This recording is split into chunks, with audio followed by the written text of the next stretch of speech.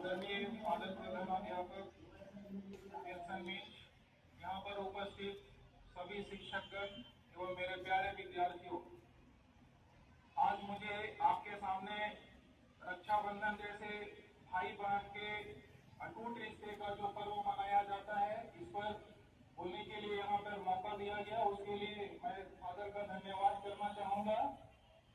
जैसा कि हम सभी जानते हैं, रक्षाबंधन का ये जो पर्व है, ये प्रत्येक वर्ष सावन महीने के पूर्णिमा के दिन मनाया जाता है।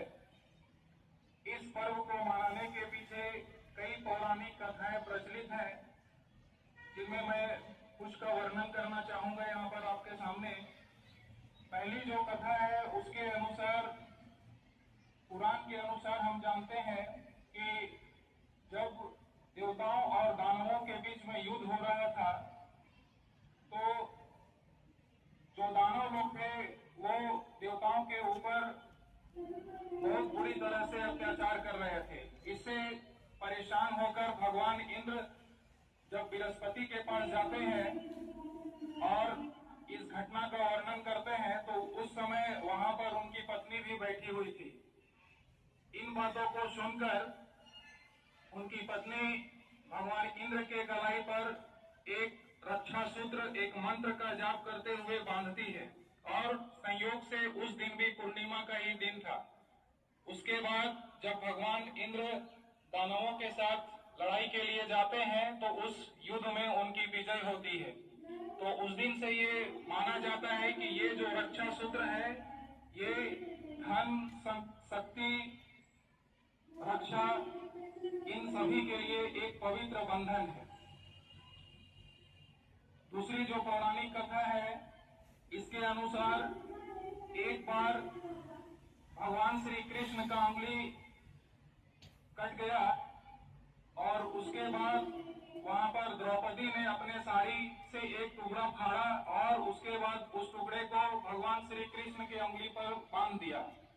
ऐसा देखकर भगवान श्री कृष्ण ने कहा कि आज मैं तुम्हें वचन देता हूं कि मैं कभी भी तुम्हें किसी भी प्रकार का कोई कष्ट होने नहीं दूंगा।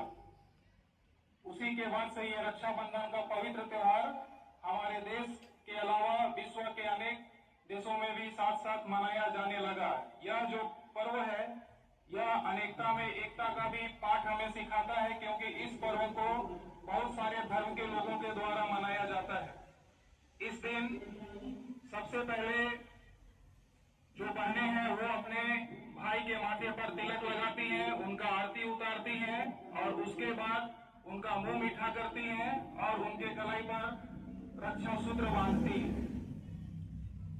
जब भी किसी को कोई रक्षा सूत्र बांधा जाता है, तो एक संस्कृत का मंत्र जो है, जो उच्चारण किया जाता है, जो मैं आपको बताता हूँ, वो मंत्र है, येन बदो बलि राजा दानवेंद्रे राजा बला तेन ताम प्रतिबध्यामी माचल माचला। अर्थात जिस रक्षा सूत्र के द्वारा दानवीर राजा बलि को बांधा गया था, मैं उसी रक्षा सूत्र से तुम्हें बांधता हूँ, अर्थात तुम्हें धर्म के प्रति प्रतिबद्ध करता हूँ।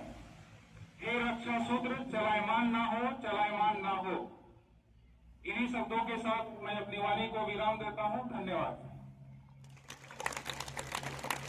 Thank you Amit Siddharth, it was wonderful. आप बहुत अच्छी तरह से स्पष्ट रूप से आपने बताया है और हम सबों को जानकारी मिली है। इसी तरह से हम याद करें, एक दूसरे धर्म के त्योहारों को अच्छी तरह से जाने, समझे, आदर करें और मिलजुल के त्योहार मनाएं। रक्षाबंधन के त्योहार के लिए सबों को हार्दिक शुभकामनाएं। और इसीलिए मैं